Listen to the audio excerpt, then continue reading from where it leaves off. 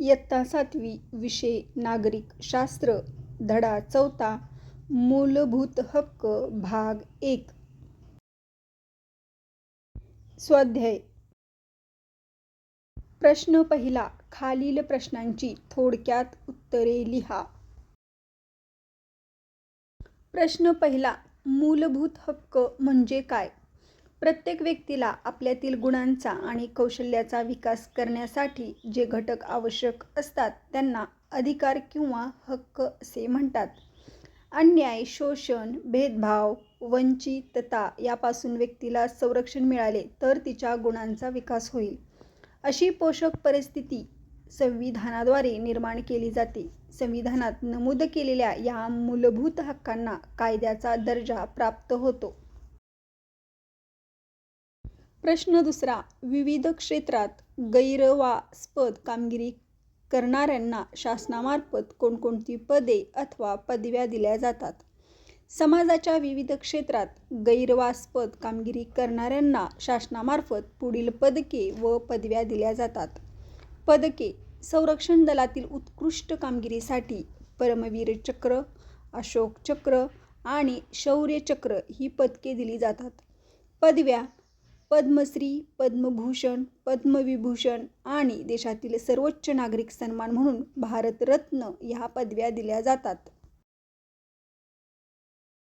प्रश्न तिसरा 14 वर्षाखाली बालकांना धोक्याच्या ठिकाणी कामावर ठेवण्यास मज्जाव का केला आहे? भारतीय संविधानाने शोषणाविरुद्धच्या हक्काचा समावेश मूलभूत हक्कात केलेला आहे. त्यानुसार बालकांचे शोषण थांबवण्यासाठी विशेष तरतूद करून बालमजुरी हा कायद्याने गुन्हा ठरवण्यात आला आहे. म्हणून 14 वर्षाखाली बालकांना कारखाने, खाणी अशा धोक्याच्या ठिकाणी कामावर ठेवण्यास मज्जाव केला आहे. प्रश्न चौथा संविधानाने भारतातील सर्व नागरिकांना समान हक्क का दिले आहेत? प्रत्येक बालकाला जगण्याचा हक्क असतो. तसेच प्रत्येक व्यक्तीला अन्याय, शोषण, भेदभाव यापासून संरक्षण हवे असते. प्रत्येकालाच आपल्या गुणांचा आणि कौशल्याचा विकास करण्यासाठी पोषक वातावरण हवे असते. अशी पोषक परिस्थिती निर्माण करण्यासाठी संविधानाने भारतातील सर्व नागरिकांना समान हक्क दिले आहेत. प्रश्न दुसरा स्वातंत्र्याचा हक्क या विषयावर चित्रपट्टी तयार करा.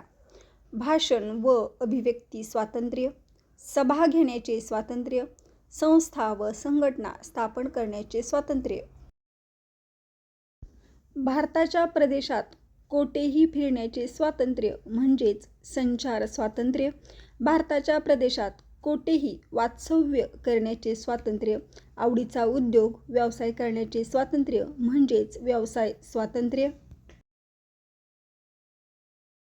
प्रश्न तिसरा खालील वाक्ये दुरुस्त करून पुन्हा लिहा. कोणत्याही व्यक्तीला हक्क जन्मतःच प्राप्त होत नाही.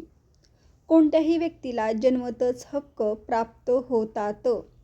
सरकारी नोकऱ्या देताना सरकार धर्म, लिंग, जन्मस्थान यावर आधारित भेदभाव करून तुम्हाला नोकरीपासून दूर ठेवू शकते. उत्तर: सरकारी नोकऱ्या देताना सरकार धर्म, लिंग, जन्मस्थान यावर आधारित भेदभाव करून कोणालाही नोकरीपासून दूर ठेवू शकत नाही. प्रश्न चौथा पुढील संकल्पना चित्र पूर्ण करा. स्वातंत्र्याचा हक्क: भाषण स्वातंत्र्य, सभा स्वातंत्र्य, संस्था व संघटना स्वातंत्र्य, संचार स्वातंत्र्य, भारतभर स्वातंत्र्य आणि व्यवसाय स्वातंत्र्य. माहितीचा अधिकार, शिक्षणाचा अधिकार अशा काही महत्त्वाच्या अधिकाराविषयी वर्तमानपत्रातून आलेल्या बातम्यांचा संग्रह करा. माहितीचा अधिकार आणि शिक्षणाचा अधिकार हे दोन महत्त्वाचे अधिकार आहेत ज्यांनी भारतातील लोकशाहीला गती दिली आहे. माहितीचा अधिकार. माहितीचा अधिकार अधिनियम 2005 हा एक शक्तिशाली कायदा आहे जो नागरिकांना सरकारी कामकाजात पारदर्शकता आणि उत्तरदायित्वाची मागणी करण्याचा अधिकार देतो. या अधिकारामुळे लोकांना सरकारी दस्तऐवज, निर्णय आणि अन्य माहिती मिळवण्याचा अधिकार मिळाला आहे. शिक्षणाचा अधिकार. शिक्षणाचा अधिकार हा भारतातील एक मूलभूत अधिकार आहे, जो संविधानाच्या कलम 21A अंतर्गत मान्य केला गेला आहे. बालकांचा मोफत आणि सक्तीच्या शिक्षणाचा हक्क कायदा 2009 हा एक महत्त्वाचा कायदा आहे, जो 6 ते 14 वर्ष वयोगटातील मुलांना मोफत आणि सक्तीचे शिक्षण सुनिश्चित करतो. या अधिकारांशी संबंधित काही महत्त्वाच्या बातम्या अशा आहेत. माहितीचा अधिकार अधिनियमांच्या अंमलबजावणीतील समस्या आणि त्यांच्या सुधारणेच्या आवश्यकता. तुमच्या परिसरातील इमारतीचे बांधकाम चालू असताना जर लहान बालके काम करताना आढळली तर त्यांच्याशी व त्यांच्या पालकांशी बोलून त्यांच्या समस्या जाणून घ्या व त्या समस्यांचे वर्गात सादरीकरण करा. अरे वा, हा एक खूप चांगला सामाजिक विषय आहे. चला आपण यावर विचार करू. प्रथम आपण त्या लहान बालकांशी बोलून त्यांच्या समस्याबद्दल जाणून घेऊ. त्यांना शाळेत जाणे आवडते का? त्यांना काम करावे लागते का? त्यांचे पालक काय म्हणतात? इत्यादीचे प्रश्न विचारू. त्यानंतर आपण त्यांच्या पालकांशी बोलून त्यांच्या समस्याबद्दल जाणून घेऊ. त्यांना आर्थिक संकट आहे का? त्यांना त्यांच्या बालकांना शाळेत घालायचे आहे का? पण परिस्थिती अनुकूल नाही का? इत्यादी प्रश्न विचारू. आपण जाणून घेतलेल्या समस्यांचे वर्गीकरण करू. आर्थिक संकट, शाळेत प्रवेश नाही, पालकांची अनास्था, बालकांचे काम करण्याची इच्छा नाही आणि आता आपण वर्गात सादरीकरण करू. आज मी एका गंभीर विषयावर बोलणार आहे.